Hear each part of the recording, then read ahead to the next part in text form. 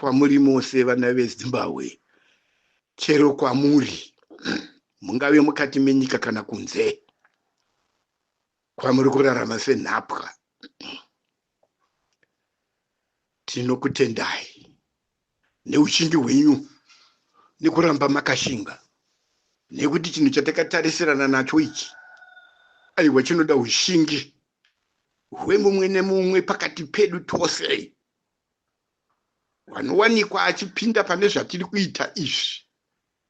Hurongwa huripo uhwo kugadzirisa nyika, iziva kuti wakadengezera Zimbabwe.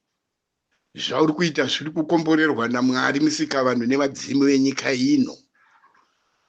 Ndivo vari kutaridza kuti nguva yakwana, nguva yakwana.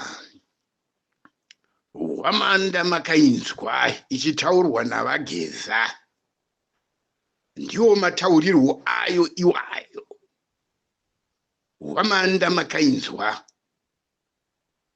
kutaura kwenyu, kuchema kwenyu kwanzwika, in the form of an uprising, a massive demonstration. Ndiyo hwamanda hombe iyoyo, izwi rako iwe pademo apa, ndiyo hwamanda yacho. Izwi rako iwe ndiro izwi raMwari. The voice of the people ndo painonzi is the voice of God. Vana veIsraeri vakachema, vakatambura, vari under Pharaoh, vakapinda mugwenga kwemakore, over 30 years vari mugwenga, vakapinda nepazambuko. Mwari wavo avanzwira nyasha, kuchema kwake kwanzwikwa.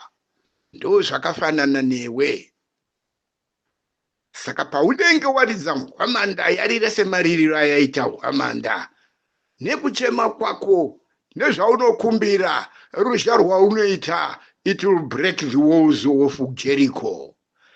Takuda kuti zvino uchinoparadza mudhuri weJericho, guta reJericho, uchiwana kuzvitonga kuzere, kwakafirwa nemadzitateguru nehomwe dzemhondoro, hama neshamwari nevana vemadzinza ose ari mukati menyika ino, madzinza 12 vose. Iyi ndiyo nguva yekuti uchiita reclaim what belongs to you.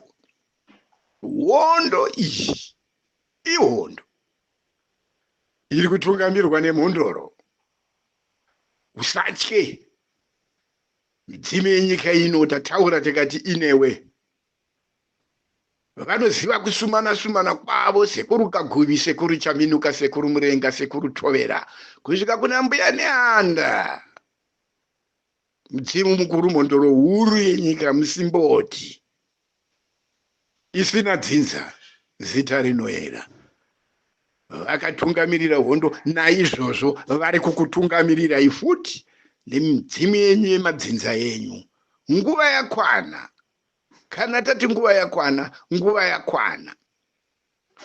Hondo iyi ndeyekubvisa hutongi hweudzvinyiriri, hutongi husina tsitsi neharahwa nechembere nenherera nevakaremara, hutongi hunorarama neropa, hutongi hunoponda, hutongi husingazive kuti chii chinonzi upenyu hwemunhu.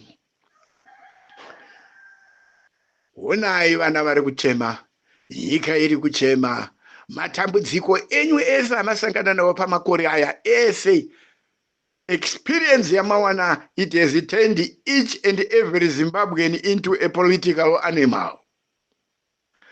Saka tiri kuti iyi ndiyo nguva yekuti iwe